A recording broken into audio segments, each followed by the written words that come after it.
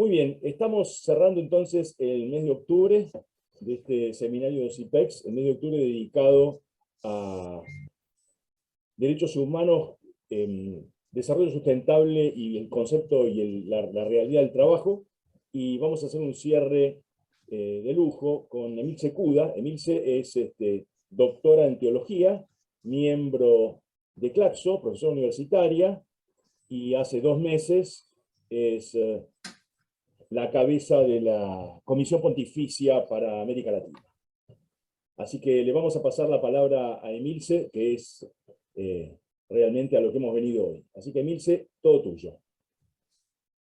Hola, ¿qué tal? Buenas tardes para ustedes. Muchas gracias por esta invitación. Sé que están haciendo un curso donde han visto ya muchos temas, los otros profesores y colegas me pasaron un poco la información. Y bueno, el tema es el concepto de desarrollo sostenible y su relación con los derechos humanos.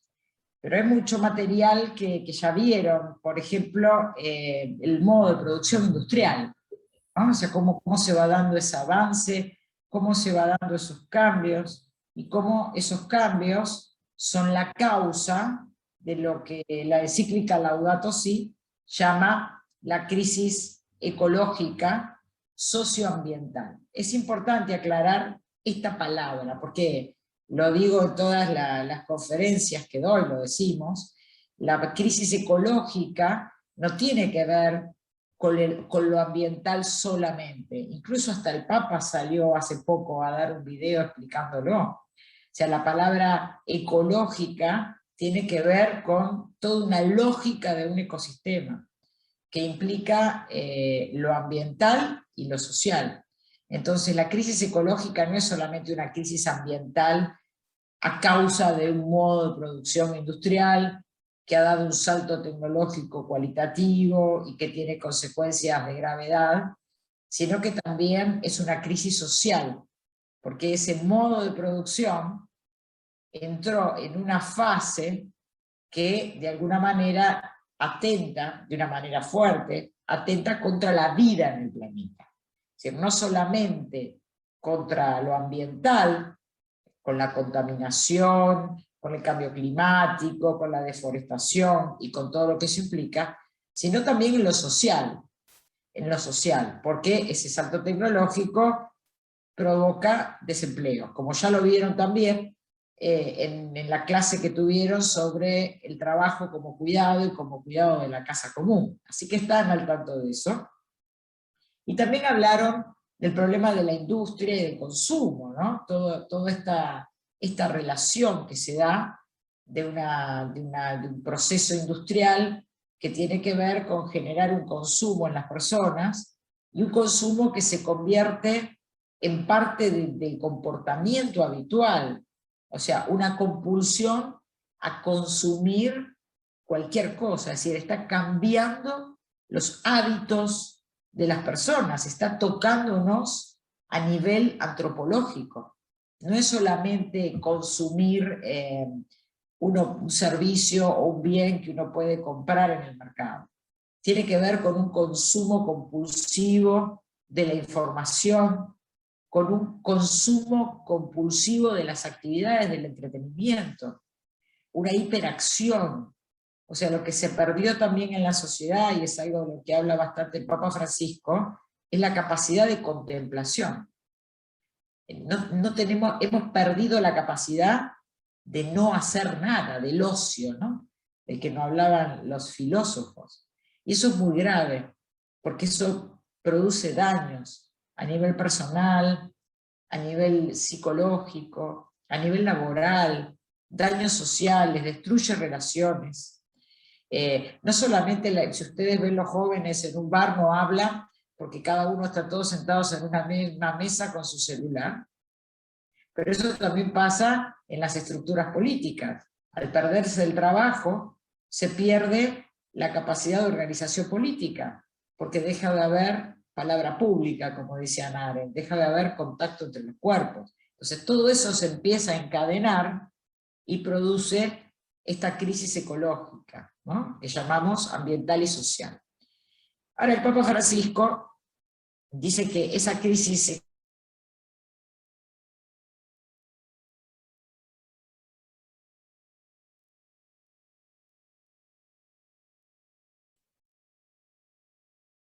se les cortó también a ustedes la comunicación. Sí. Sí. Le voy a mandar un mensaje.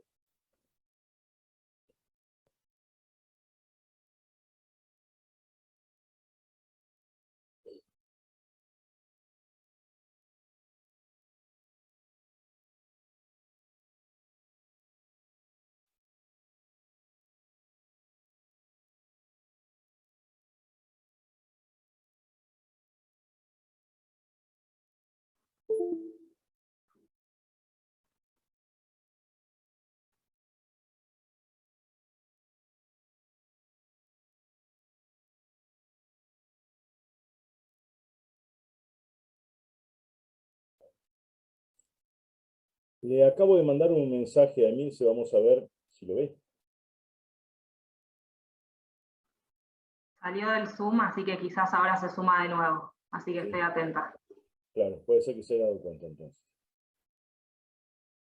Perdón, no sé qué pasó, de golpe se me apagó el internet, pido disculpas.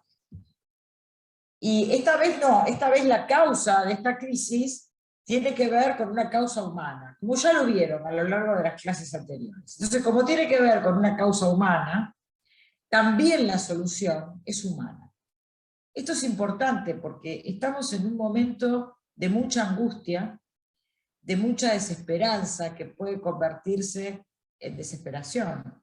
Parecería que no hay salida. Incluso podemos ver a nuestros propios políticos, cualquiera sea el partido en Argentina o en otros países, discutir entre ellos sobre las posibles soluciones. Y de buena voluntad, unos proponen uno y otros proponen otro, y hay un descrédito, eso no va a funcionar, eso no va a funcionar. Entonces nada se pone en marcha. Y eso tiene que ver con una crisis, con una falta de esperanza. Entonces la forma de salir de esta crisis, antes de que sea tarde, tiene que ver con la conexión. Lo que yo voy a explicar hoy son los ODS, que son los Objetivos de Desarrollo Sustentable, no porque no los conozcan, quizás no los conocen, pero si ustedes han escuchado el último mensaje que el Papa Francisco le da a los movimientos populares, él habla de los ODS, y él habla también de una ayuda básica, universal, y al mismo tiempo habla de la necesidad de trabajar. Les voy a explicar esas tres cosas, no solo porque soy teóloga y hablo de eso, sino porque esas tres cosas que dice el Papa Francisco están en sintonía con lo que dice la ONU. La encíclica Laudato Si sale en el año 2015, al mismo tiempo que sale la Agenda 2030 de la ONU.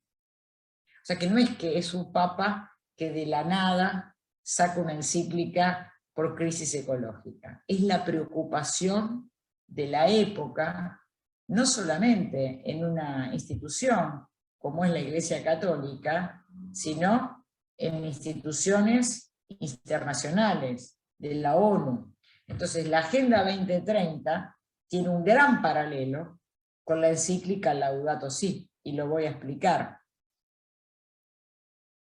Fratelli Tutti es una encíclica, la última encíclica del Papa Francisco, donde nos habla justamente de la política y de la organización. Dice que la mejor política es organización para el diálogo social.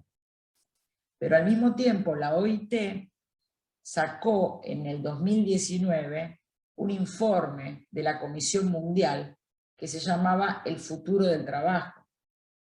Y ese informe del futuro del trabajo nos dice que la forma de salir es inversión.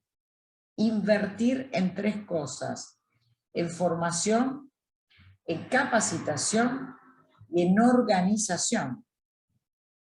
Y algunos pasaron por alto esto y quedaron con la palabra cuidado. Dice, la salida es invertir en formación, capacitación y en organización. Si no se invierte en organizaciones sindicales, en organizaciones sociales, en movimientos populares, no hay forma de garantizar el futuro del trabajo. Fratelli Tutti dice, si no hay organización de la comunidad para un diálogo social, no hay forma de salir de esta crisis. El diálogo social no es una conversación entre amigos, donde no hay diferencias. El diálogo social es justamente sentarse a la mesa entre dos sectores, no personas, no individuos, entre dos sectores organizados que tienen intereses y necesidades diferentes y que no tratan de aniquilar uno a otro, sino que tratan de llegar a un acuerdo. Entonces, es importante entender que para que el diálogo social funcione, no son dos individuos los que se sientan a la mesa, son dos organizaciones, son dos sectores de la sociedad organizados. Pero en una sociedad donde el trabajo se convirtió en un desempleo estructural del 62% de la población mundial activa, es muy difícil lograr la organización. Hace falta invertir para que haya organización. Invertir de muchas maneras. Invertir en capacitación, invertir en espacios públicos, invertir en algún tipo de trabajo que permita un nivel básico de sociabilidad. Y por último, esto de trabajo es cuidado, que aparece en un informe de la oficina del Vaticano en Ginebra, la International Catholic Migration Commission, es la oficina donde el Vaticano trabaja junto con la OIT, y también sacaron un informe a fines del año pasado que se llama Trabajo es Cuidado, que está en paralelo con las recomendaciones 202 y 204 de la OIT. Entonces, con esto quiero decir que el Papa Francisco, hoy, más allá del catolicismo, tiene una gran legitimidad, un discurso esperanzador, porque es un discurso que denuncia, que cuestiona y que llama a la unidad, y que da pautas, ¿no? No solo denuncian la Laudato Si' la gravedad, sino que en Fratelli Tutti dice cómo hacerlo. Pero no es algo aislado, porque al mismo tiempo organizaciones totalmente seculares, como la ONU, están planteando en paralelo las mismas alternativas.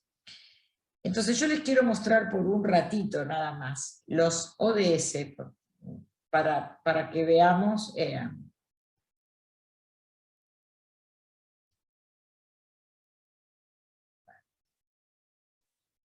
a ver, ¿cómo es esto acá? Fíjense, estos son los objetivos de desarrollo sustentable, sostenible. Vamos a correr esto un poquito. Fíjense que son 17 objetivos. Yo de estos objetivos, la gente tiene la fantasía de que hay que cumplirlos de a uno. Primero el 1, después el 2, después el 3. Cuando logramos el 3 pasamos al 4. Esto es porque estamos acostumbrados a una lectura lineal de la realidad. Había un teórico canadiense, se llamaba Marshall McLuhan, que él hablaba de la aldea global. Y él decía que había un cambio grande cuando aparece la imprenta, que nos enseña a mirar el mundo como leemos de izquierda a derecha, de una manera secuencial, miramos la realidad así. Pero que en la aldea global eso se rompía. Y hoy estamos en un mundo global que no tiene que ver solo con las comunicaciones, sino también con el modo de lectura de la realidad. Sin embargo, en algunas cosas nos quedamos muy en el tiempo. Y seguimos pensando que las cosas van una después de la otra. Y el Papa lo sintetiza en una frase, una palabra, porque al Papa le gustan estas frases cortas, fáciles de memorizar, ¿verdad? Tierra, techo, trabajo. O salimos o nos hundimos. Nadie se salva solo. Y él usa la palabra conectar, todo está conectado. Entonces fíjense que la ONU, cuando plantea estos 17 objetivos, Si ustedes entran a internet, van a ver que se puede armar como un cubo de colores. O sea, no significa que uno los va cumpliendo de a uno. Yo de este lado pongo los que están más relacionados con la vida de las personas. Pobreza, hambre, salud, educación, igualdad de género. Y de este otro lado, lo que tiene que ver con el medio, la vida terrestre, la vida marítima, la vida terrestre y la vida en la ciudad. ¿Sí? Ahora bien, para salvar tanto la supervivencia individual como la supervivencia de los sistemas, primero tenemos que entrar en los procesos industriales que ustedes ya vieron. Es decir, cómo mantener el agua limpia, cómo manejar el tema de la energía, cómo controlar el cambio climático, cómo controlar con regulaciones nacionales y regionales la producción y el consumo responsable. Es decir, si no pasamos por esta fase, que tiene que ver concretamente con la industria, no podemos solucionar ni la pobreza ni el hambre. Ustedes van a decir, bueno, pero ¿qué tiene que ver la igualdad de género con el agua potable? Mucho, mucho. No hay tiempo en este Zoom para explicarlo. Pero ninguno de estos objetivos se puede cumplir si no se cumple el otro. O sea, los 17 tienen que ir juntos. Esto significa que si fragmentamos las demandas a modo de demandas sociales, de luchas políticas, no vamos a lograr salvar la vida. No vamos a lograr frenar la crisis ecológica. Cuando el Papa dice nos unimos o nos hundimos, de una forma muy popular, la Agenda 2030 lo está diciendo de otra manera. Fíjense, acá al costado tengo las innovaciones industriales y de este lado la reducción de las desigualdades. Es decir, si mejoramos todo esto, pero no ponemos en equilibrio la industria con la reducción de las desigualdades, tampoco nos salvamos. Le digo por qué. De estos 17 puntos, se cumplió solamente un 20%. Y de ese 20%, el 80% son los objetivos que tienen que ver con el cambio climático. Es decir, no se agarró todavía el toro por las astas. Hay mucha campaña y mucha regulación que tiene que ver con el medio ambiente y casi nada que tiene que ver con educación, con salud, con hambre. Entonces, no funciona así. Para aquellas personas que solo estén interesadas en salvar el ecosistema terrestre y el ecosistema marino, si no solucionan el problema de género, el problema de la educación, el problema del consumo, no van a poder salvar a los pajaritos. Esto está muy estudiado y muy explicado por científicos. Ahora, una vez que se logra todo esto, la clave para reordenar todo esto tiene que ver con que tiene que haber justicia institucional. Es decir, la justicia no puede ser que yo de mi bolsillo ayude al que no tiene. La paz social, la justicia social, tiene que ver con instituciones.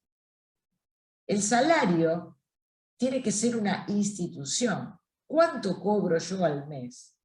Tiene que estar regulado por el Estado y tiene que tener fuerza de ley. El salario mínimo, vital y móvil, es una institución.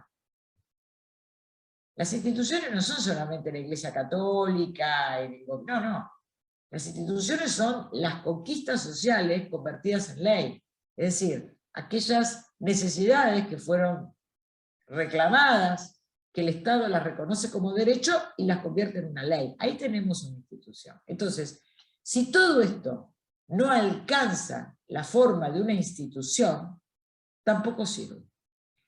No sirve que yo separe el plástico del cartón si tengo a mi empleado en negro. No sirve que yo me haga vegano si maltrato a mi mujer. todo está conectado. Lo dejo ahí, piénsenlo. Es importante pensarlo. No hay tiempo para explicar estas cosas en un Zoom. Si fuera un curso de 4 meses, como se usaba en el siglo pasado, era más fácil. Ahora no. Pero sí los invito a entrar a las páginas de la ONU y vean cuál es la conexión. Ahora, ustedes notarán que yo señalé en el medio, puse al objetivo número 8, está encerrado con un círculo rojo. El objetivo número 8 es trabajo decente y crecimiento económico. La ONU pone al centro este objetivo.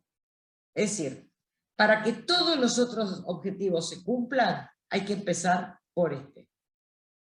Trabajo decente y crecimiento económico. Si no nos ocupamos del crecimiento económico y de generar trabajo digno, no podemos solucionar el cambio climático, el agua, la educación. Al centro, dice el Papa Francisco, la persona del trabajador. Esto es toda la doctrina social de la Iglesia. La doctrina social de la Iglesia comienza con la Rerum Novarum por la cuestión obrera. Es decir, ya a fines del siglo XIX se sabía, tanto por las organizaciones políticas como por las iglesias, y no solo la católica, que en el trabajo digno está la clave de una vida buena para todos. Voy a avanzar un poquito. Estos 17 puntos de estos objetivos de desarrollo sustentable tienen 3 principios que se llaman valores universales. Es decir, que al momento de intentar resolverlos, tengo que tener 3 principios presentes. Primero, que todo está enfocado en derechos humanos.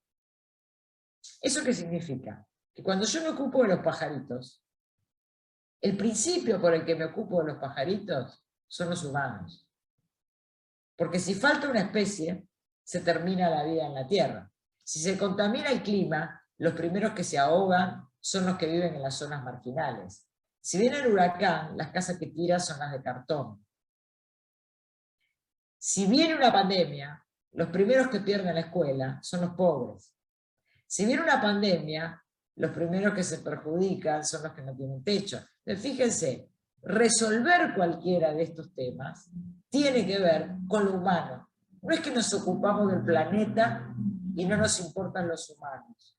Nos ocupamos del planeta porque es la casa común, como dice el Papa, de los humanos. Entonces, para que esto funcione, no hay que perder el norte. Lo hacemos por los seres humanos, porque no hay nada que tenga más valor en esta creación, diríamos en términos religiosos. Segundo, no dejar a nadie atrás. Esto es importante. Acá se habla de lo que se llama el proceso de transición justa.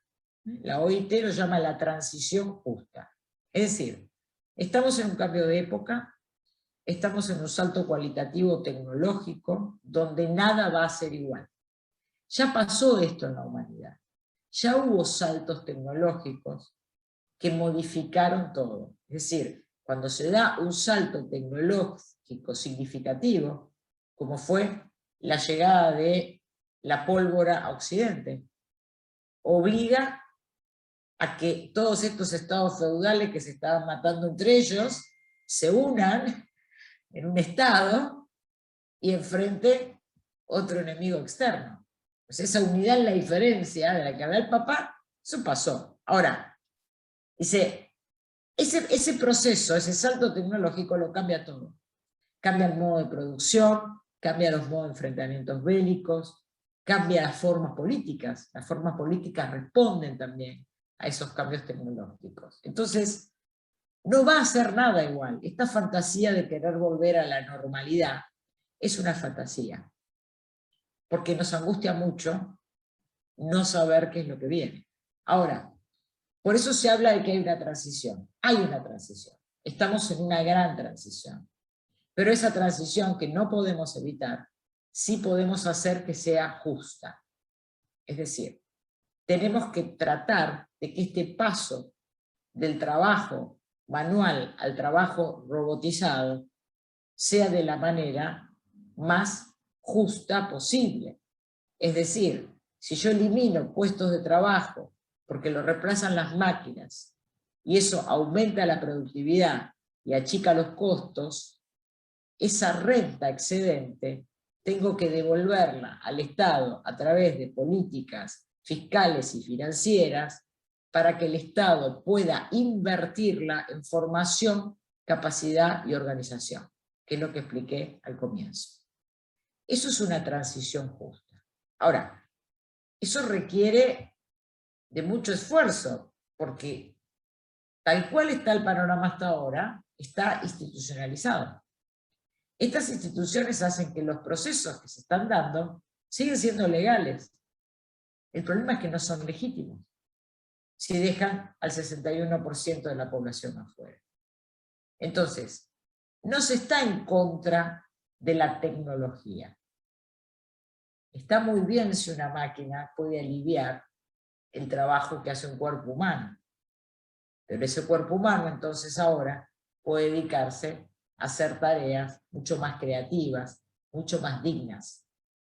No significa que se le regala la plata. Cuando se habla de renta básica universal, lo que se está diciendo es que en el mientras tanto, la humanidad tiene que alimentarse y tiene que tener salud, porque existen los alimentos y las vacunas y todo tipo de medicación.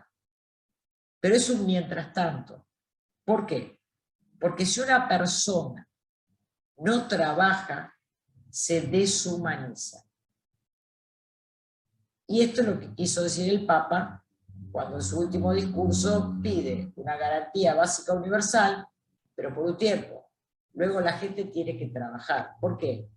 Porque el ser humano se realiza en el trabajo. Así lo dice otra encíclica, Labor Exercens, de Juan Pablo II.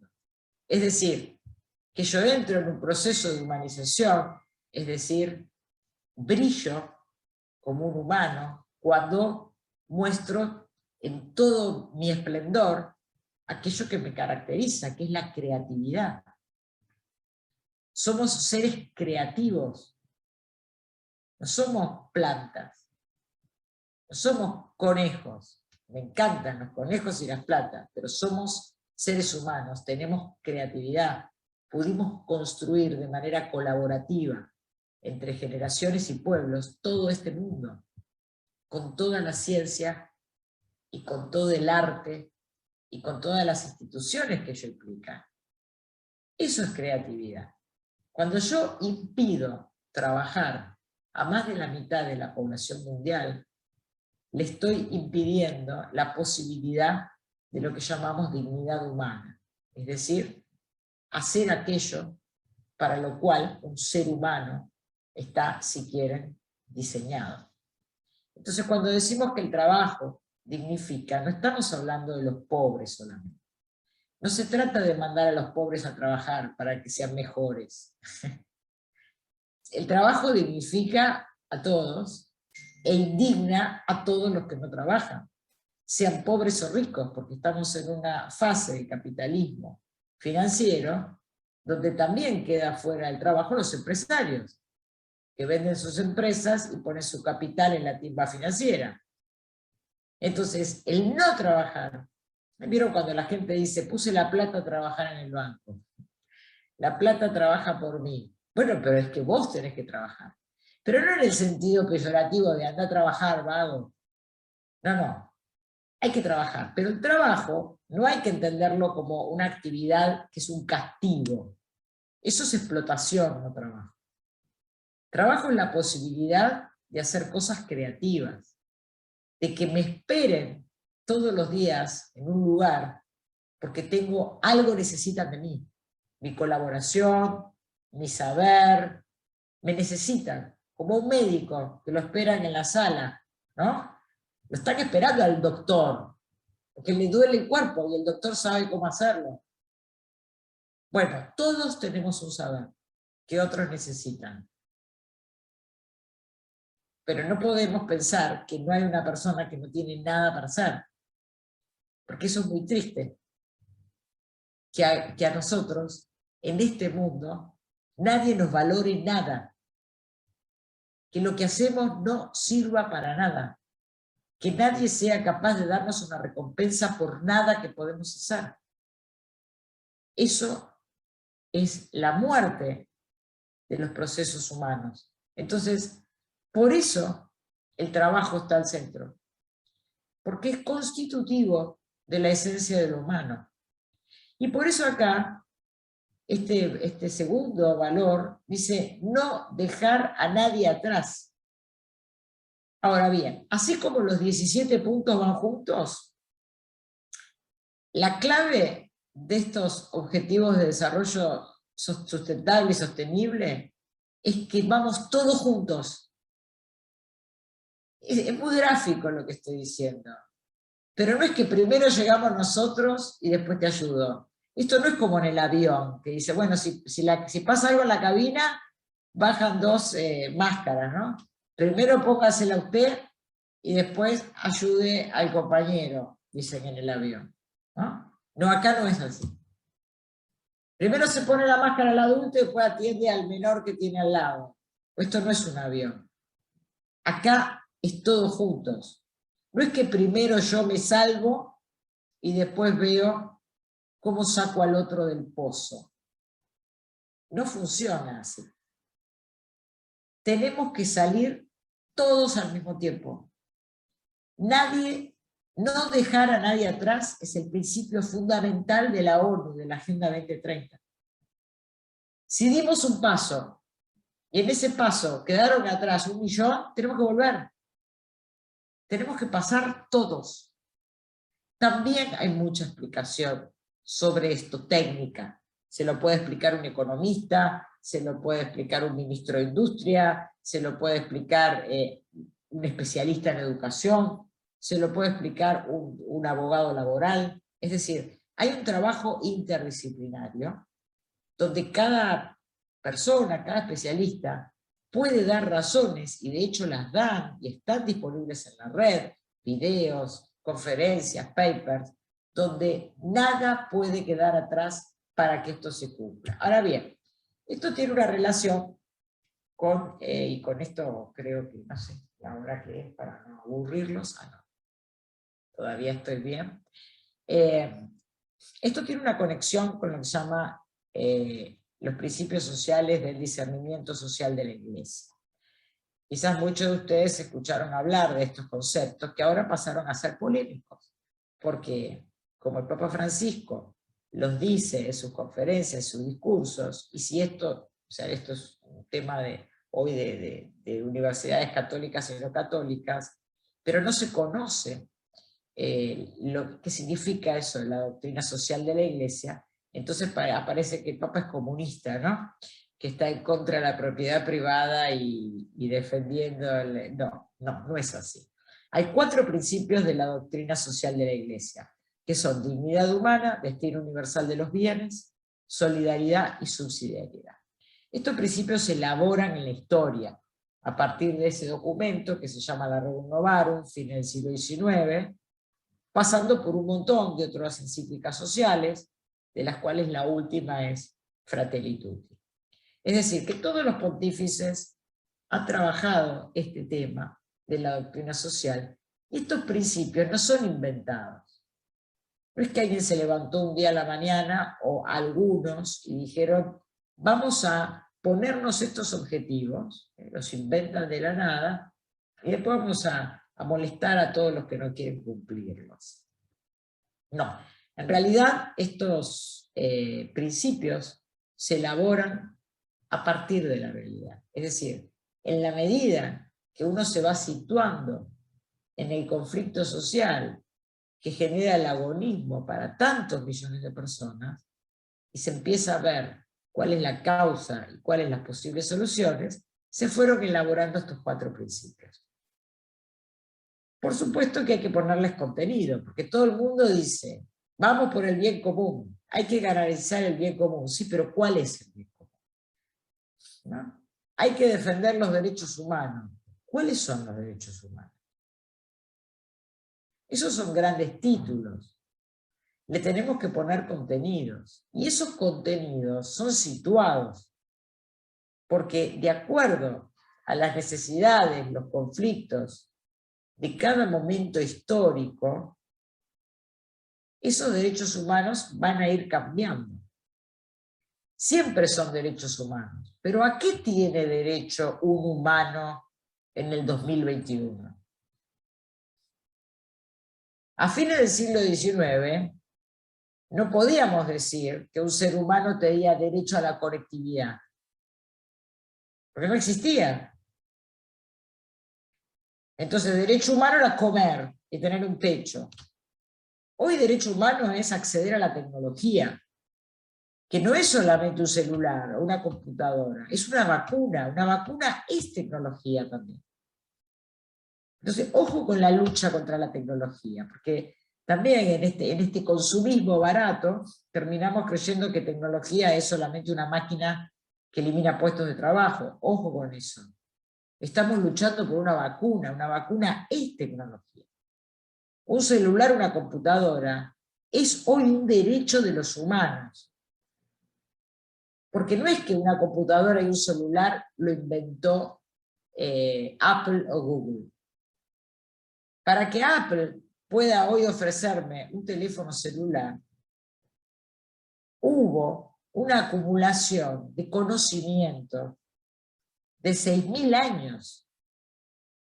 Apple puede sacar un teléfono celular porque hubo una persona que hace años atrás inventó un teléfono, y otro que descubrió la tabla de los elementos, y otro más atrás que descubrió el cero. Entonces, no se crea de la nada, salvo que no sea Dios. Si no es Dios, las personas no crean de la nada. Todo lo que se produce es el desarrollo a partir de un conocimiento acumulado y de bienes existentes. Entonces, cuando hoy hablamos del destino universal de los bienes, que es un principio del siglo XIX, ¿qué significa hoy destino universal de los bienes? Significa libre acceso a los bienes naturales y tecnológicos, producidos colaborativamente por toda la humanidad en el tiempo. Y no estamos hablando de saquear, de tomar la propiedad de los medios de producción, no. Libre acceso. Las personas todas tienen que tener acceso a la vacuna, tienen que tener acceso a la educación, tienen que tener acceso a una protección básica universal. ¿Qué significa dignidad humana hoy? Hoy dignidad humana, según el esquema que acabo de mostrarles, es el punto 8. Es trabajo reconocido legal y económicamente. Porque hablamos de trabajo decente o trabajo digno. ¿Qué significa eso?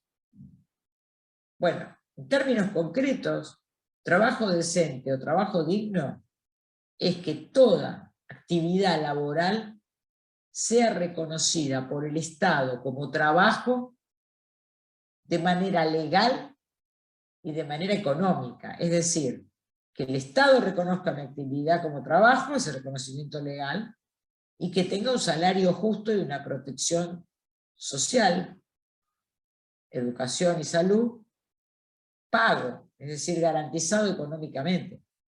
Si no, no decimos nada cuando decimos trabajo digno. Tenemos que ponerle contenido, es reconocimiento. Entonces ahí sí entra el trabajo como cuidado. Porque justamente lo que vieron ustedes con la colega anterior es que todas las actividades del cuidado no están reconocidas como trabajo. ¿Y eso qué significa? Que tienen que alcanzar un estatus legal y un reconocimiento económico justo. Solidaridad, ¿qué significa hoy ser solidario? No es darle una taza de azúcar a mi vecino. Ser solidario es crear y defender instituciones que garanticen la vida digna, es decir, el acceso a los bienes comunes, naturales y tecnológicos.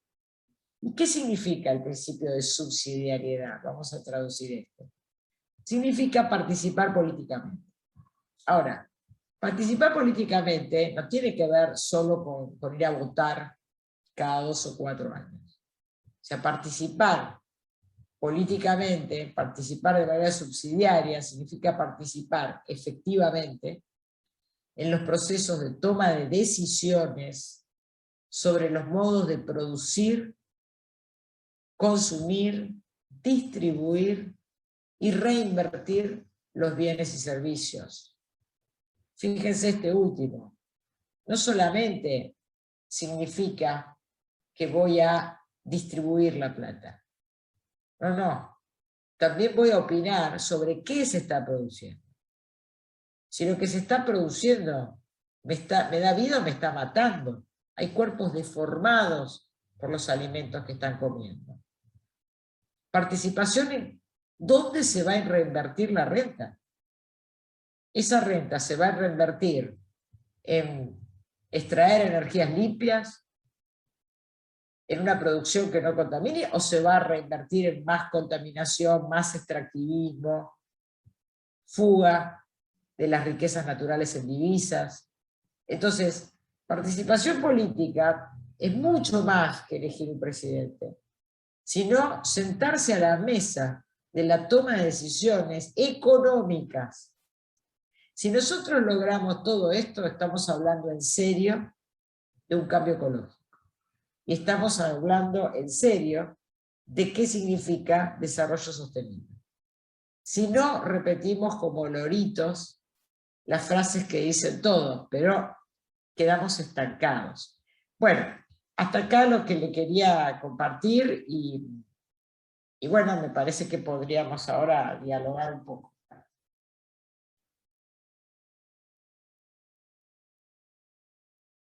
Muy bien. Las convoco entonces a conversar con Emil, se hagan las preguntas, los comentarios que les parezca, cualquiera de ustedes.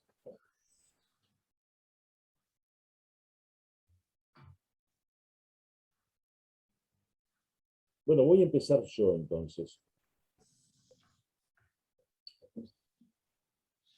Yo tengo, digamos, en el acuerdo general en que me encuentro con todo lo que vos decías, Emilce, tengo como 3 preocupaciones fundamentales que tienen.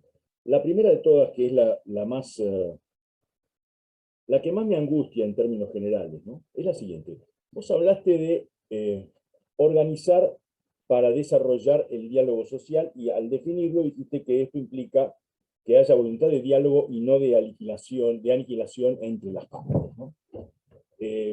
Yo estoy completamente de acuerdo en que ese es el camino que tenemos que cultivar y por el que tenemos que luchar. Lo que me preocupa esencialmente es qué hacemos con sectores sociales importantes que además tienen un poder en este momento no solo económico, también material inmenso, que no parecen tener una voluntad de diálogo y no de aniquilación entre las partes. Es decir, Maquiavelo decía, cuando le hablaba al príncipe, le decía, vos tenés que tener en cuenta la materia con la que estás trabajando, ¿no es cierto? Y no pensar que todo el mundo se va a comportar virtuosamente. Un poco en este sentido, la pregunta que yo me hago y para la cual en verdad que no tengo respuestas, es, bueno, ¿cómo enfrentar este problema? ¿No es cierto? ¿Cómo enfrentar este problema? Hay sectores importantes en el mundo de hoy en día, en nuestro país por supuesto también, que me parece a mí, a lo mejor estoy equivocado, que están habitados por una verdadera voluntad de aniquilación, que la traen de antiguo, digamos, no es de hoy en día la cosa, ¿no? Bueno, yo creo que hay que tratar de bajar los niveles de agresión. Por ejemplo, el Papa Francisco en la segunda encíclica social, Fratelli Tutti, en el primer capítulo lo llama sombras. Entonces ahí habla, vos que sos filósofo, a mí me hace recordar a la alegoría de la caverna de Platón, ¿no? Donde la gente está viendo esas sombras en el fondo y uno tendría que pensar, o sea, en palabras del Papa, hay que ser misericordioso, ¿no? Y porque no es una persona, ¿no? Cuando uno dice hay uno es un loco, 2 es una organización, es una frase famosa, ¿no? 1 es loco, 2 es una organización, es decir, si hay tanta gente de ese lado que también está sufriendo? Porque cuando hablamos de una amenaza a la vida, se van a morir todos, no solamente los... Ya. Van a morir todos, pero la gente no se da cuenta. No se da cuenta porque están siendo... se les está exhibiendo desde este lugar de la razón que ocupan hoy en los medios de comunicación, se les está exhibiendo una realidad que es una imagen. Entonces se le muestra al pobre como vago, se lo deja en falta, ¿no? En el psicoanálisis se habla mucho de la falta, o sea, siempre está en falta. Hay un salto tecnológico, entonces los pobres están en falta, tienen que ir a aprender computación. Pero eso es una estupidez.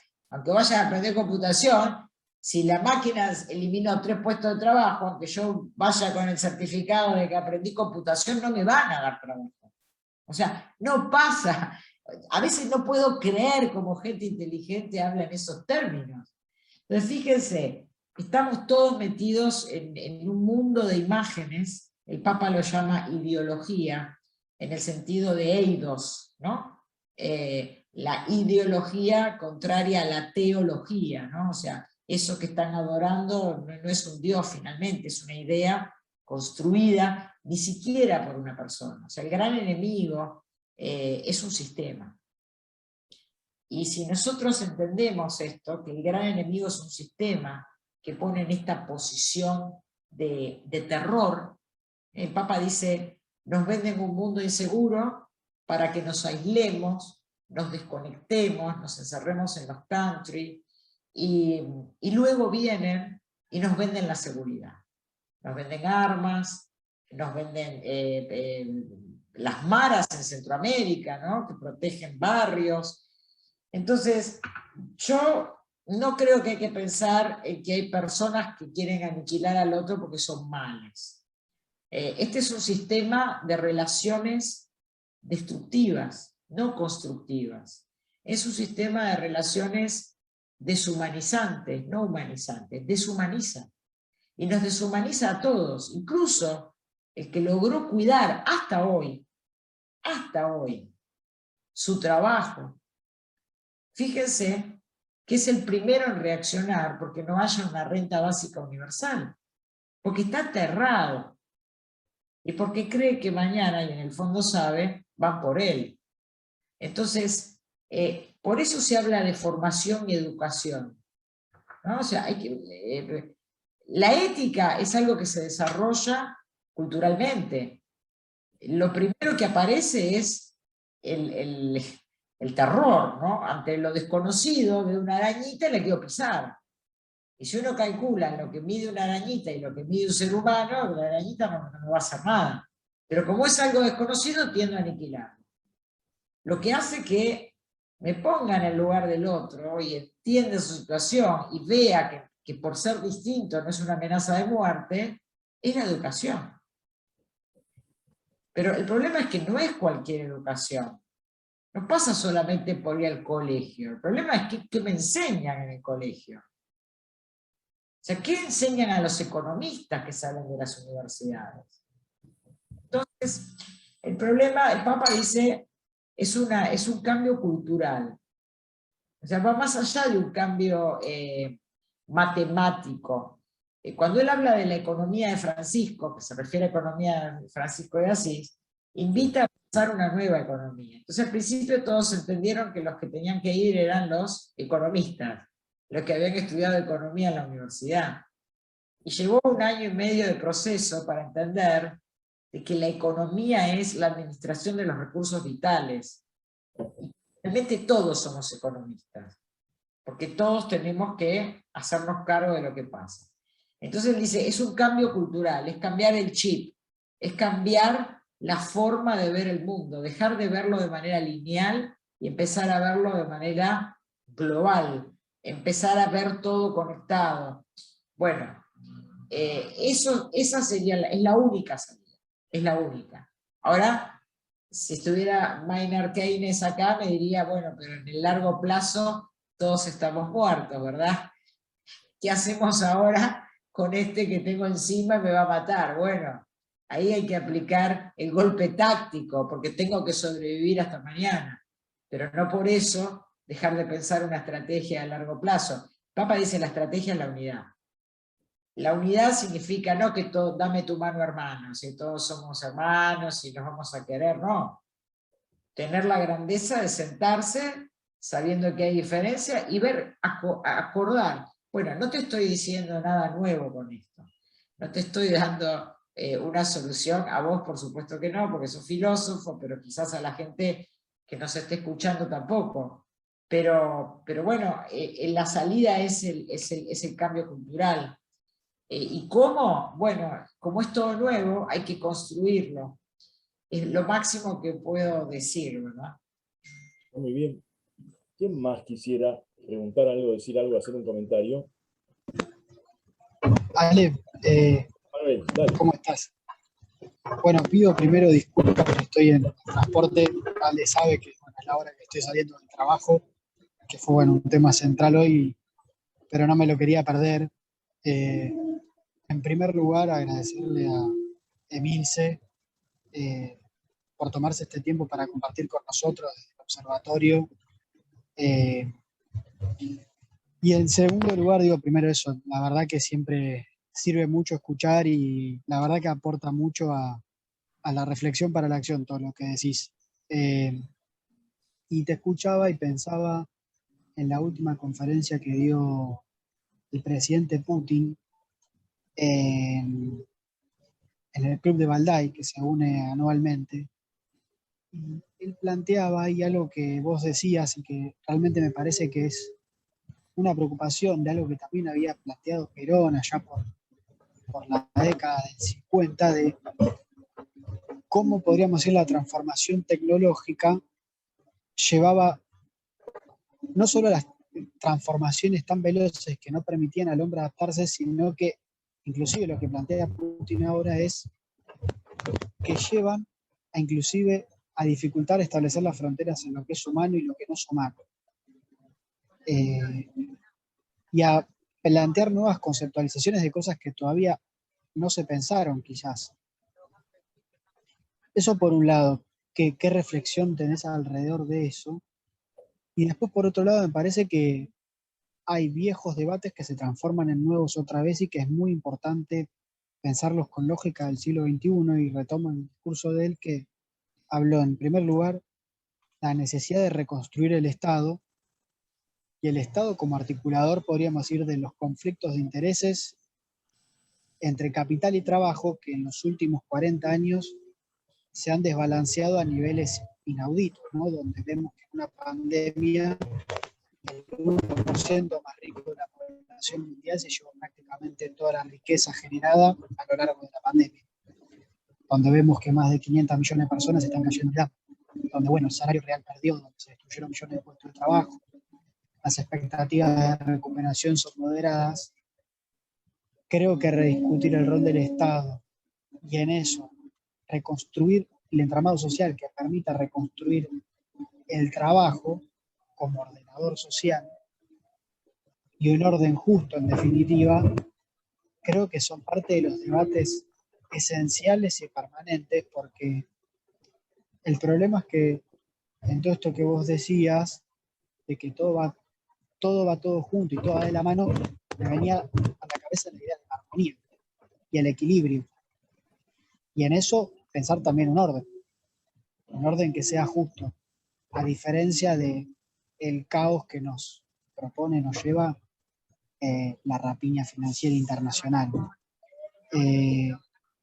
Nada, bueno, se me despertaron estas reflexiones, te planteo a modo de pregunta, ¿qué pensás respecto a esto de Putin? ¿Qué rol entendés que debería tener el Estado en este proceso del que hablás? Y también, ¿qué mecanismos pensás? Vos hablabas desde las instituciones internacionales, ¿cómo replantear el multilateralismo a nivel mundial en este contexto?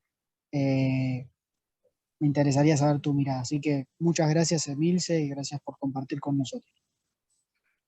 No, gracias a vos, Manuel, por escuchar, por intervenir. Bueno, todo lo que dijiste coincido. el rol del Estado es fundamental. Yo creo que habría que volver a aclarar y redefinir algunos conceptos, ¿no? Porque, por ejemplo, en nuestro país se confunde, en la opinión pública en general, se confunde a veces Estado con gobierno, ¿no? Y no es lo mismo. Hay que fortalecer el Estado, porque el Estado es la organización de una comunidad llevada a instituciones. Las formas del gobierno van a cambiar, necesariamente van a cambiar. O sea, este modelo de democracia liberal y representativa está deformándose.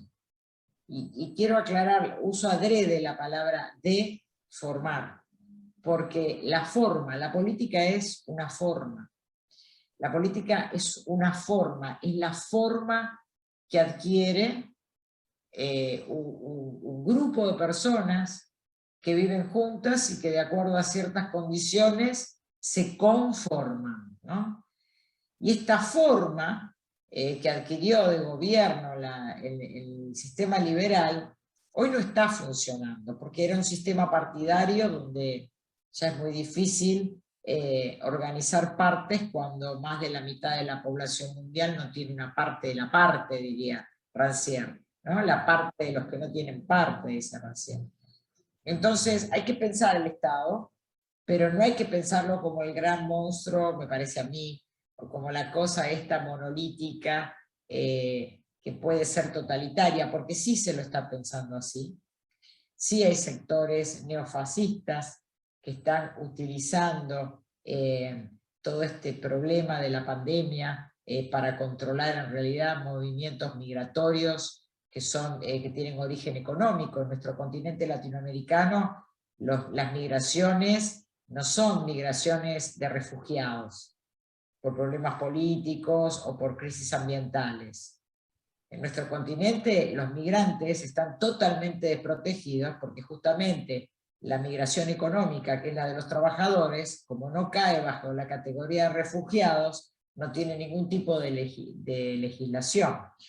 Entonces, el Estado tiene que organizar, pero no tiene que caer utilizando esta pandemia, por ejemplo, para el control de los cuerpos, para el castigo de esos cuerpos.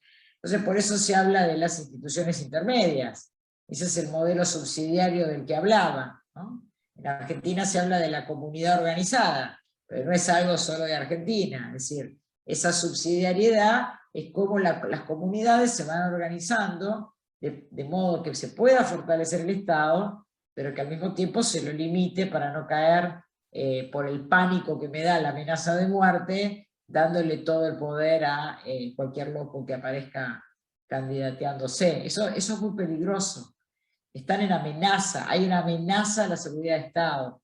El Vaticano habla de 4 amenazas inminentes: amenaza ecológica, por el medio ambiente; amenaza económica, por la falta de trabajo; amenaza sanitaria, por la falta de estructura del Estado para absorber los problemas físicos de los cuerpos; y amenaza a la seguridad. Amenaza a la seguridad de Estado, amenaza a la seguridad cibernética y amenaza a la seguridad alimentaria. Hay una gran amenaza a la seguridad alimentaria porque hay modificación de las semillas. Entonces, aunque nos regalen un pedazo de tierra, no es que mañana vamos a plantar y cosechar.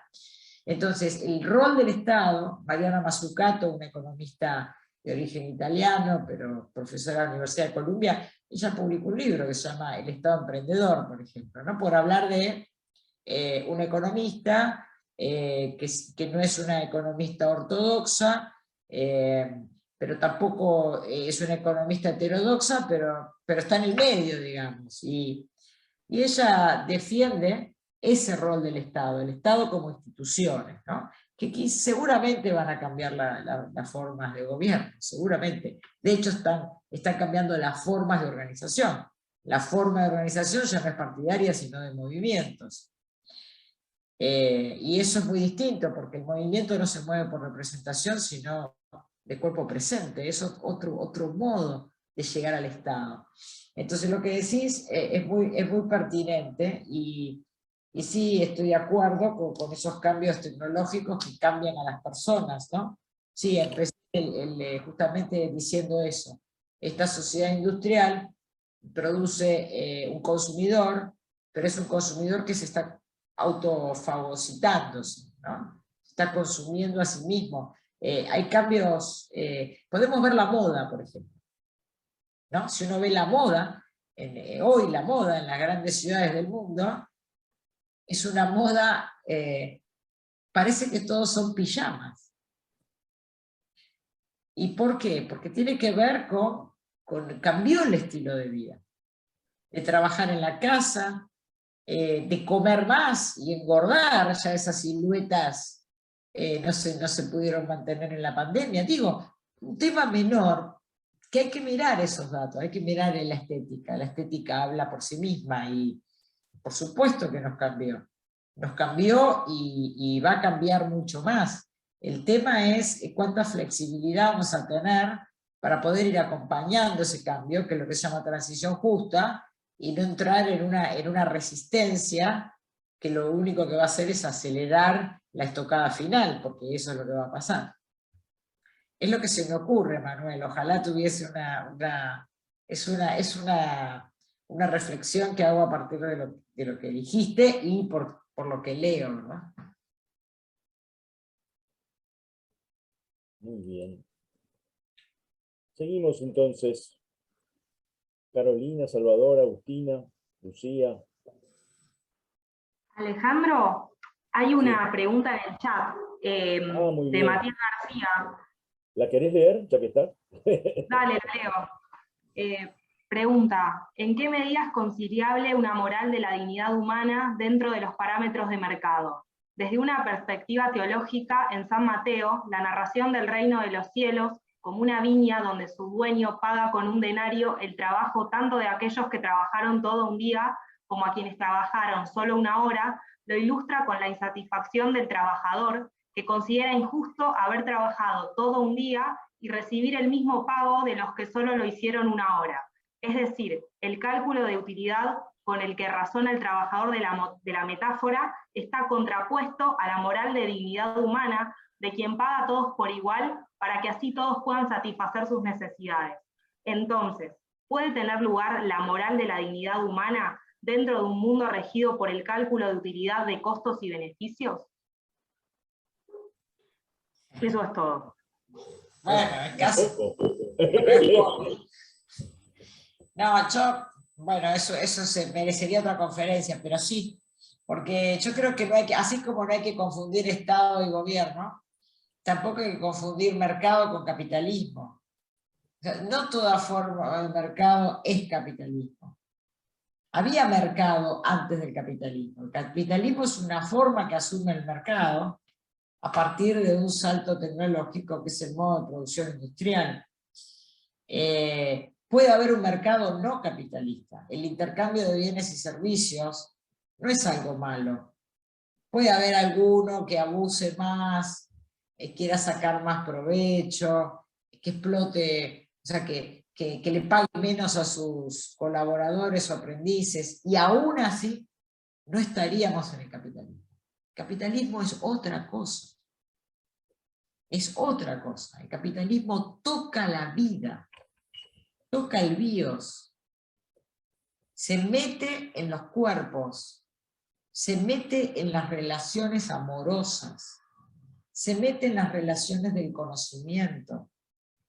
El capitalismo es algo que nos cayó y que tenemos que finalmente entenderlo sin acusarnos de un lado y del otro, porque estamos todos entrampados en un sistema que tiene como objetivo no producir bienes o servicios, sino producir capital. Esto hay que entenderlo. Porque el capitalismo produce capital y para producirlo utiliza cualquier mediación. Puede ser la mediación de la producción industrial, puede ser el crimen, puede ser el narcotráfico, puede ser la trata de personas, puede ser el aparato financiero que suprime la parte productiva. Entonces, el problema de la moral, hay que ajustar bien de qué estamos hablando, porque una cosa es la moral individual de quien le hace trampa a su empleado o a su patrón, ¿no? Y ahí podríamos hablar de una moral del mercado. Pero estamos en un sistema, pero para que haya moral, para que haya un problema moral, tiene que haber relación entre voluntades. Si no, no puedo hablar de moral. Ahora, cuando hablamos en un sistema despersonalizado, que no trata con personas, trata con objetos, y los despersonaliza y los cosifica, no podemos hablar de moral. Entramos en otro plano. Esto tampoco se podría explicar tan rápido, pero los invito a que lo piensen. Porque esta es la gran trampa de este sistema. Es decir, ¿hasta qué punto podemos hablar de moral cuando esas relaciones productivas exceden? Ahora uno dice, bueno, pero no hay libertad en el hombre, por supuesto. Por eso estoy diciendo que la forma de salir de esto es humana. Si no, diría que no la hay, que hay que sentarse y esperar que se dé solo el momento del escatón. No es una respuesta que daría el catolicismo, ¿no? Al contrario, diría no. El hombre sigue teniendo libertad y puede modificar eso. Pero cuidado dónde ponemos la carga moral. Eso es lo que hay que prestar atención, ¿no? Me parece a mí. No estaba preparada para esa pregunta, pero es lo que respondería en cualquier contexto. Sí, si me permitís un comentario, Vince, que tiene que ver también con esto de la compañera o el compañero, no sé, de OSIPEX, porque además en la medida en que hay una libertad humana, de sostener una actitud diferente y una forma de vida diferente y de militar una forma de vida diferente en el seno, en los intersticios del sistema en el que estamos y además de hacer un esfuerzo para distanciarnos, para observarnos, para criticar no intelectualmente solamente, criticar en el sentido de tener el criterio de discernimiento como para darnos cuenta de las trampas en las que estamos metidos y poder tratar de evadirlas y militar una forma de vida diferente, tanto en lo político, en lo económico, en lo intelectual, en la vida familiar, etc., me parece que forma también parte de esa tarea, digamos, voy a usar una vieja palabra que no sé si es muy adecuada, pero esa tarea revolucionaria, de cambio, digamos. Esa tarea de cambio y de salida. Si simplemente, como decís vos, nos dejamos arrastrar por el hecho de que la lógica sistémica manda cierto tipo de actitudes y entonces cómo sostendríamos conductas políticas y morales diferentes, estamos derrotados antes de empezar. Exacto. Sí. Sí, y tampoco llevar la moral al plano de la criminalización del otro, ¿no? Porque esa también es una trampa. Es decir, cuando yo empiezo a criminalizar a que está en una posición diferente, terminó la política. Es decir, la política funciona siempre y cuando reconozco del otro lado a un adversario, entonces me puedo sentar a hablar. Pero cuando yo criminalizo al otro, se terminó toda posibilidad de diálogo. Entonces, también es importante ver el papel el falso papel que está jugando la moral hoy, al extremo de que hay una ideología de la prosperidad, a la que llaman teología de la prosperidad, pero no lo es, que le dice a la gente que quien es rico es un bendito de Dios, y quien es pobre es porque lo están castigando porque algún pecado moral hizo. Entonces fíjense a los extremos. Y a tal extremo llega eso, que la gente que está sufriendo, que es víctima de este sistema, se cree inferior. Es decir, no puede llegar a darse cuenta que su situación de descarte, como la llama el Papa Francisco, es consecuencia de un sistema y piensa que es una falta personal, que algo mal hizo y Dios lo está castigando, que algo le falta aprender, ¿no? Y no es así. Entonces, incluso hay una condena moral sobre uno mismo. Una de las cosas que se enseña es que hay que empezar a quererse. Hay que empezar a querer el propio cuerpo. Fíjense todo lo que metemos adentro del cuerpo, que es totalmente dañino y autodestructivo. Empezando por las cosas que comemos. Los alimentos que comemos están en muy malas condiciones. Realmente en ciertos segmentos sociales matan. Los problemas de diabetes son enormes. No puede ser que un paquete de galletitas cueste menos que un paquete de pan. Entonces terminan comiendo alfajores y galletitas, en lugar de poder comer pan, que sería sano. Entonces a esos niveles llegamos. Entonces la moral, por supuesto que es un problema, pero el tema es enfocar dónde se está dando ese problema y no salir a criminalizar y dejar en falta al que en realidad es el que está pagando las consecuencias. Por eso todo está conectado, ¿no? Dice el Papa. Bueno, ¿cómo se llegó a esto? ¿Cómo se llegó a estos niveles de criminalización de nuestra juventud en América Latina? En América Latina los jóvenes fueron cooptados por mafias criminales, porque es la única solución que tiene para sobrevivir hasta el día siguiente. Entonces en lo individual uno diría, bueno, es un criminal, está cometiendo una falta moral, pero si lo conecto, ¿dónde está el criminal? ¿No? Es complicado el tema, pero es muy buena la pregunta, muy buena. Muy bien. ¿Qué más?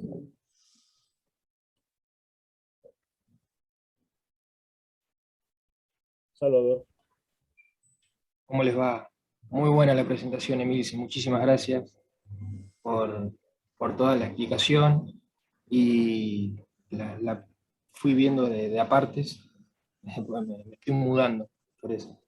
Pero me quedaba con esto último que decías, qué importante empezar a quererse uno mismo y la falsedad de la moral, de cómo la moral juega, que el que está en una situación carenciada se siente inferior y se siente culpable de su propia situación. Entonces, la pregunta o un poco el comentario es, qué difícil, y al mismo tiempo me surge la duda, cómo hacer para revertir una situación tal a la que llegamos debido a que estas últimas 4 décadas de neoliberalismo y en nuestra región de sesgo semiperiférico ha corroído los márgenes del sentido común. Y entonces la pregunta que me surge es cómo hacemos para revertir eso. ¿Desde dónde podemos comenzar? Ya lo están haciendo, es decir, ustedes que son muy jóvenes y que están haciendo esto, por ejemplo, ya lo están haciendo. Ustedes no están derrotados, tomando alcohol o consumiendo drogas, o no, están mirando una serie de Netflix. Vos te estás mudando y mientras te estás mudando estás tratando de escuchar lo que a mí se me ocurre ahora en este ping-pong de preguntas y respuestas. Ya lo están haciendo. Lo que tampoco podemos creernos es superpersonas, ¿no? Tampoco podemos creer que de nosotros depende toda la humanidad y no depende. Es todo y nada de todo, es una fórmula de los neoplatónicos, como bien sabe Alejandro, ¿no? Todo depende de nosotros y al mismo tiempo no depende. Es decir, cada uno de nosotros tiene la responsabilidad histórica de hacerse cargo del sufrimiento del otro, como dice el Papa en la parábola del buen samaritano, ¿no? Todos, por más ocupados que estemos, tenemos la responsabilidad de detenernos, de dar nuestro tiempo y nuestro dinero por el caído. Esa parábola, el buen samaritano para del lado de un desconocido, no le pregunta quién es, si pagó los impuestos, no le pregunta nada. Lo ve sufriendo, se detiene, le da su tiempo, cosa que no es poco, porque hoy en día nadie tiene tiempo para perder, porque estamos en un consumo voraz del tiempo también. Y además le pone plata en el bolsillo, dice la parábola. ¿no? Le pone su tiempo y su dinero. Tiempo y dinero. Tiempo y dinero es una fórmula no menor en el capitalismo, ¿no? Es la combinación. El tiempo es un factor importantísimo en la construcción de capital. Entonces, todos nosotros somos responsables, pero no de las grandes cosas, del que está caído al lado del camino, de cada uno que nos encontremos.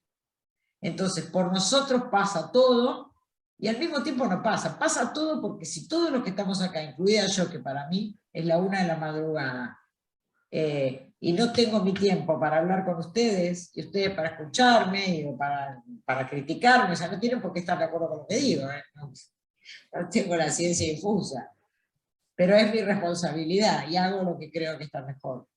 Y ustedes también. Entonces, tampoco podemos pensar que vamos a encontrar la gran solución, incluso a nivel nacional, porque los problemas que tiene Argentina, y los que tiene Paraguay, y los que tiene Brasil, y los que tiene Colombia, no son solamente por presidentes corruptos. Tenemos que pensarlo el sistema en todo. O sea, un presidente corrupto se puede robar mucha plata, pero no un PBI nacional. ¿La plata se fuga de nuestro continente? Sí. ¿Cómo se fuga? ¿Valijas de presidentes corruptos? No. Cada vez que consumimos, estamos fugando divisas. Porque todo lo que consumimos tiene componentes que se compran en dólares. Entonces, es un drenaje de nuestras riquezas naturales que no tiene un vuelto, que se acumula por más de 110 años, en que ocurrió la División Internacional del Trabajo, y que ahí está la causa. Podemos salir a matar cada uno de los presidentes que vienen, pero no vamos a solucionar el problema si no pensamos a nivel regional, latinoamericano, generacional. Entonces, todos hacemos un poquito. Yo no sé cuál es tu profesión, no sé a qué te dedicas, pero ¿qué haces vos? ¿A qué te dedicas? Estudié Relaciones Internacionales y formo parte del observatorio de OSIPEX. Bueno, ahí tenés entonces un saber que vas a aplicar a la geopolítica. Y hay mucho para hacer. Hay mucho para hacer. Y no vamos a solucionar los problemas, pero por lo menos vamos a tener la satisfacción moral, si quieren, de que no fuimos indiferentes del sufrimiento del otro. Y es lo máximo que podemos hacer. Tampoco no vamos a salir a acusar con el dedo, porque nosotros no hacemos eso. Tratamos de encontrar soluciones, ¿no? Me parece. Así que yo los felicito por organizar esto y por escuchar a todos los que pasamos por acá, por estos Zoom, con mucha paciencia, y creo que eso es mucho. Eso podría que estar haciendo otra cosa esta hora, están acá, escuchando una cosa aburrida, así que están haciendo mucho. Les agradezco la verdad que me inviten a ser parte de ustedes y charlar con ustedes, me gusta. Perdón, buenas tardes, buenas noches. Mercedes. Emilce, un gusto, Alejandro, bueno, demás integrantes de OSIPEX. La verdad estuve muy compenetrada en la charla, muy interesante. Emilce, comparto plenamente los conceptos compartidos. Una pregunta que quiero realizarte, que me surge, digo, el capitalismo nos atraviesa y realmente estamos dominados, digamos, en este preciso instante. Hasta nuestra estética ha cambiado gracias a todo lo que el capitalismo introduce, ¿no? Ahora digo, ¿podés pensar, Emilce, una manera de superar toda esta complicación climática y todo este cambio mundial fuera de un capitalismo? ¿Se puede pensar? ¿Hay otra manera de pensarlo? Sí. Porque Bueno, si bien tenemos que, perdón, no.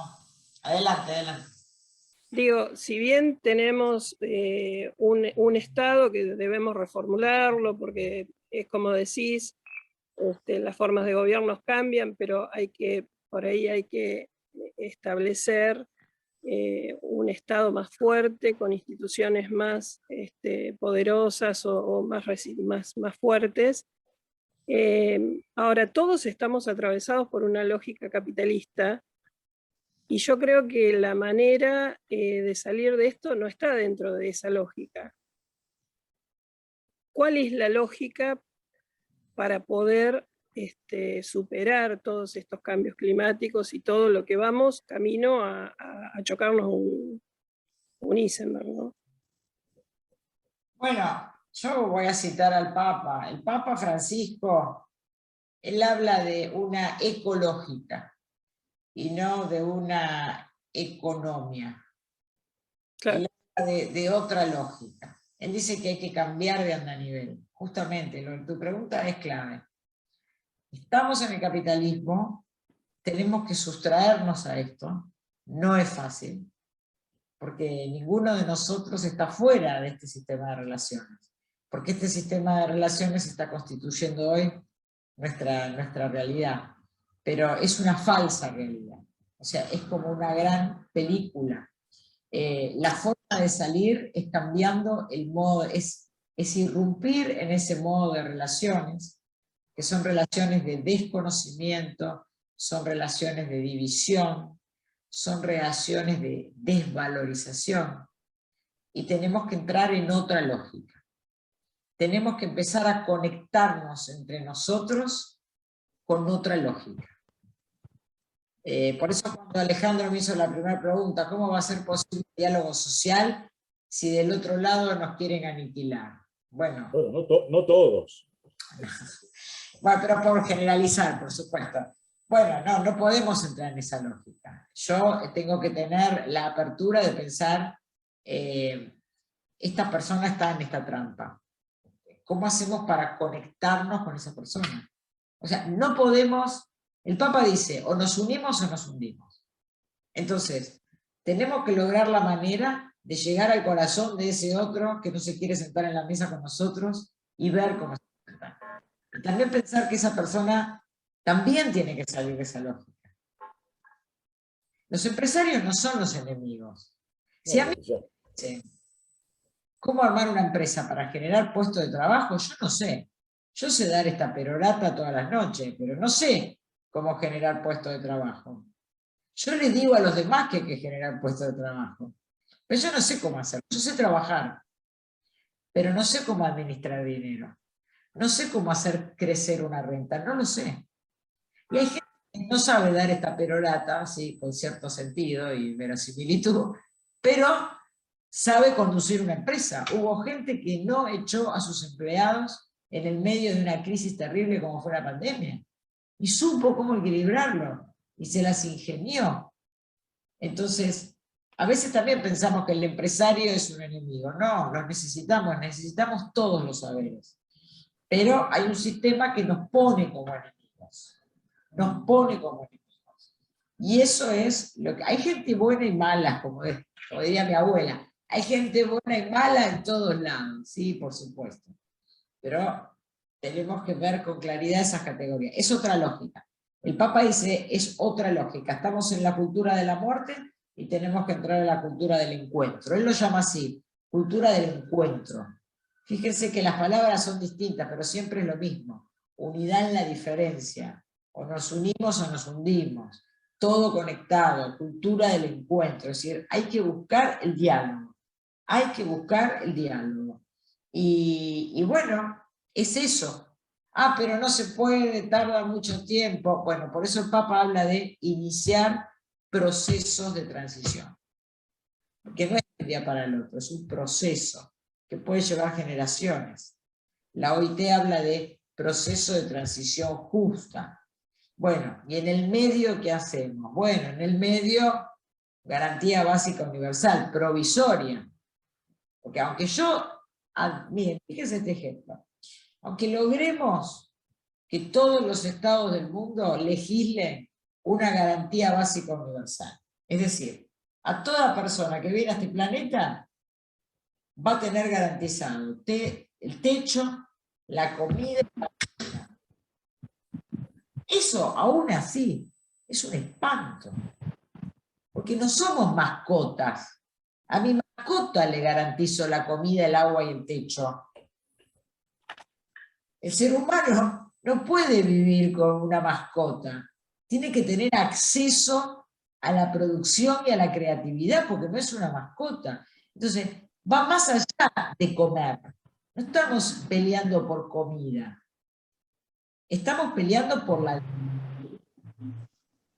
y eso es reconocimiento. Recién me van a dejar sentar a la mesa de decisiones cuando reconozcan que yo tengo un saber, lo reconozcan, porque existe el saber.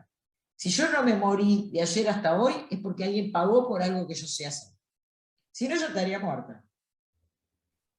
O sea, hay algo que tengo que me mantiene viva, como a los espías.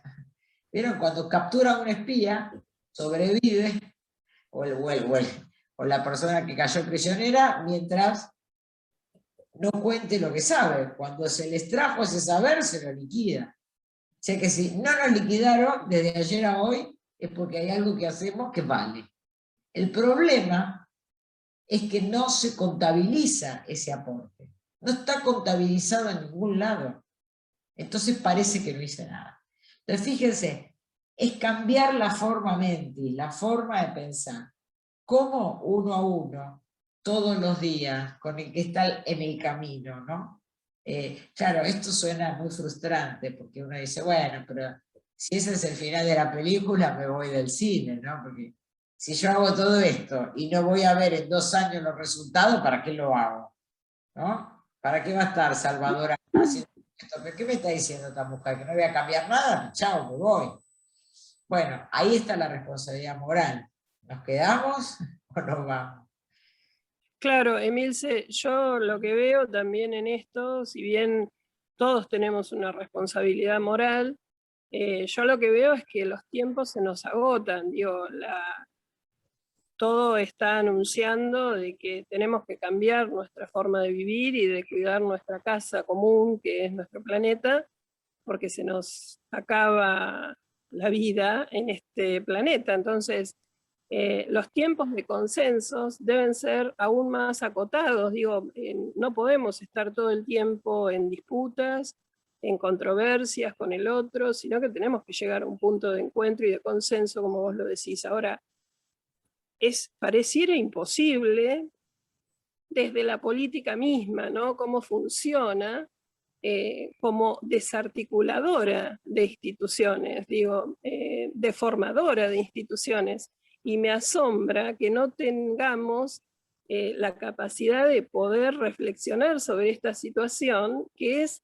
nada menos que nuestra propia vida, ¿no? Y de todo lo que es vivo, digo, porque estamos acabando con la bio, ¿no?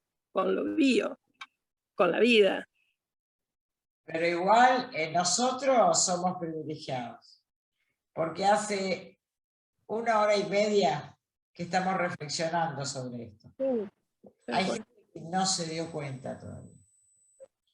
Yo no sé si vamos a dar la solución, vamos a colaborar con la solución, pero sí que si estamos hablando de esto, por lo menos nosotros ya nos dimos cuenta y desarrollamos la sensibilidad. Hay gente que está agrediéndose porque cree que la situación en la que está es por culpa, dicen, ¿no? Por culpa mía. Así que bueno, yo lamento, yo tengo un mensaje esperanzador, pero como creyente. Claro. En un espacio laico, no, en un espacio laico hablo en términos, en un espacio secular hablo en términos seculares. Como creyente, el Papa Francisco dijo en un discurso a los movimientos populares el año pasado, para Pascua, dijo, ustedes son un ejército sin armas, ¿no? Pero esas armas, para quien cree, son las virtudes teologales. Y no es poca cosa, porque las virtudes teologales son la fe, la esperanza y la caridad. Es decir, tener esperanza cuando ya nadie espera, eso es producto de la gracia, dice un creyente. O sea, la esperanza es una virtud que me viene de manera sobrenatural para esperar cuando nadie espera. Y la esperanza no es esperar en lo imposible, es un dínamo. Ernest Bloch habló del principio de esperanza sin caer en un principio de fe cristiano. Es decir, el principio de esperanza lo llamaba Bloch, es un dínamo. La esperanza me mueve, me pone en movimiento para poner en marcha cosas que nadie podía. Y la esperanza es lo que movió a los grandes líderes en la historia. Desde el relato bíblico de Moisés, sacando a un pueblo esclavizado económicamente 400 años en Egipto, hasta líderes concretos que movilizaron un pueblo, ¿no?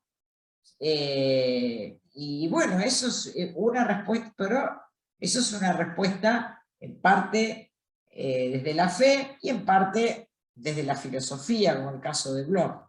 Pero hay algo que se llama esperanza y hay que entenderla como un dinamo, no como el iluso. Yo creo que los que estamos acá somos virtuosos, porque si estamos acá haciendo esto es porque no perdimos las esperanzas, como dicen popularmente, ¿verdad? Sí, yo quisiera agregar esto porque precisamente lo que vos decías de la fe y aquellos que por lo menos carecemos de una fe religiosa, trascendente de ese tipo, así como está Ernest Bloch, también está esa famosa frase de Gramsci que habla del optimismo de la voluntad, ¿no es cierto? Que no será la de la inteligencia, hay un pesimismo de la inteligencia, pero también hay un optimismo de la voluntad. Y esto tiene que ver con la afirmación de la vida. Y en relación con eso, también a mí me parece que todo lo que podamos hacer cada uno y en los grupos en los que trabajemos y en los lugares donde hacemos cosas para escuchar al otro, tratar de comprender cuál es su posición y actuar y vivir de una manera diferente, la satisfacción o el resultado, si se puede hablar en estos términos que son tan desagradables, la satisfacción, el beneficio, está en el acto mismo. Es decir, al construir un modo de vivir diferente, los resultados los vivimos a lo largo de nuestra propia vida. No vamos a ver cómo el mundo cambió, pero de alguna manera algo de ese cambio lo vamos a ver protagonizado en la medida en que pudimos avanzar en esa forma de vivir o de trabajar o de hacer política o de pensar diferente, en el sentido de esta promoción de la vida humana y planetaria de la que estamos hablando. Entonces, también me parece que hay que cortar con esa idea de que uno invierte para en algún momento, invierte dolorosamente para en algún momento recoger un premio. Y me parece que el premio está en el camino mismo en este sentido. Nos vamos cultivando esa forma de vivir diferente y nos vamos haciendo diferente a nosotros mismos. Si no encontramos en eso una satisfacción, ¿por qué pensar que en el mundo que supuestamente logremos construir, vamos a encontrarla? Maravilloso, maravilloso. Alejandro, me parece una respuesta muy linda a muchas de las preguntas que se hicieron. Estoy de acuerdo. Y también les tengo que decir que los tengo que dejar, porque me tengo tarde para estaba pensando en eso. Es la 1:30 de la madrugada, así que... Muy bien, me parece muy bien. Yo iba también a proponer que ya te dejáramos ir a descansar. Muy bien. Muchísimas gracias, Emilce. Ha sido un placer y un honor también tenerte con nosotros. Y bueno, esto después queda grabado y otra gente lo podrá ver y escuchar también. Así que te agradezco muchísimo y espero que pronto, o no tan pronto, teniendo en cuenta tus responsabilidades, podamos encontrarnos de vuelta. Con mucho gusto, con mucho gusto. Gracias por esta 1:30 que compartimos. Gracias por invitarme. Y bueno, sepan que todas estas son reflexiones de alguien que tiene una visión de mundo, pero no es la única ni la verdad absoluta. Para nada, les comparto lo que voy leyendo y lo que voy reflexionando y los felicito por lo que hacen. y hasta pronto. Hasta pronto, Emilce. Muchas gracias. Muchas gracias, Emilce. Saludos. Muchas gracias, Emilce, muy claro. Muy bien. Saludos a todos. Vamos cerrando entonces. Muchas gracias, Emilce. Todos,